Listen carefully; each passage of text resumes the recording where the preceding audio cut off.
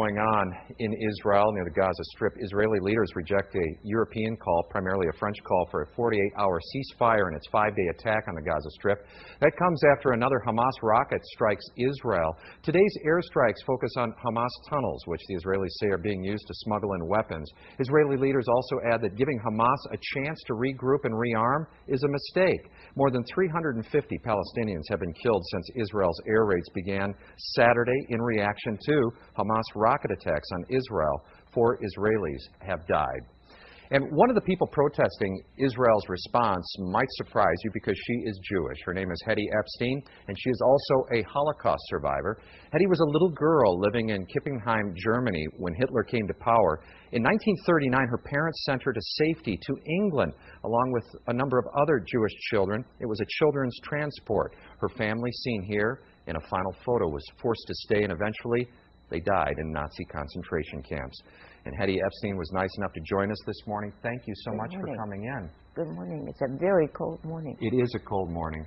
I wanted to ask you how your experiences, growing up in Nazi Germany and with the Holocaust shape how you view the world today. I think it did shape me, and I know what it felt like to be persecuted, to be discriminated against. And so I guess because of that, I can't stand idly by when I see that other people are being hurt and persecuted. What is the reaction here in the St. Louis Jewish community, the community in general, taking a stance against Israel?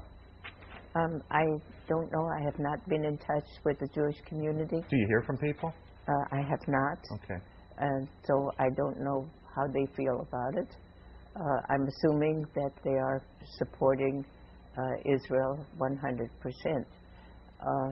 And I am not opposed to Israel per se.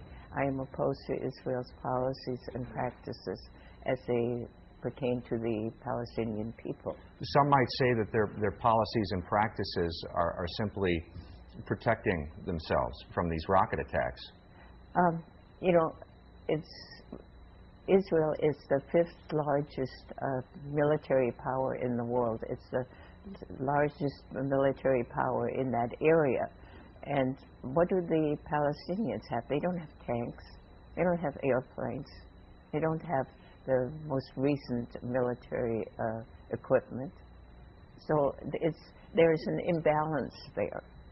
And I think the root of the problem really is the occupation. If the occupation were to end, I think Israel would have the security that they're talking about, and the Palestinians, who are also entitled to security, would have their security. Earlier this week, you were outside of Senator Kit Bond's office with some other protesters. Specifically, what were you asking for? Senator Bond has a close association with Boeing, and Boeing is producing the F-16s that the Israelis are using right now to bomb the people in Gaza. And they're saying they're targeting military or the Gazan militants. Those bombs, when they come down, they don't know who's a militant and who's a civilian. And, so it's collateral damage. Collateral damage are human beings, are men, women, children. I saw some photographs of 5 little girls killed, and their 5 little sisters, and their 6th sister lost her legs, both of her legs. Now, these were militants? Do you think there will ever be peace in the Middle East? I'm an inveterate optimist, so I have to hope that someday there will be peace, and it can't come soon enough, because if it doesn't, it's just going to be a massacre of people on both sides. Yeah, there's always hope. Hetty Epstein, thank you so much for joining us this morning. Thank you. I appreciate it.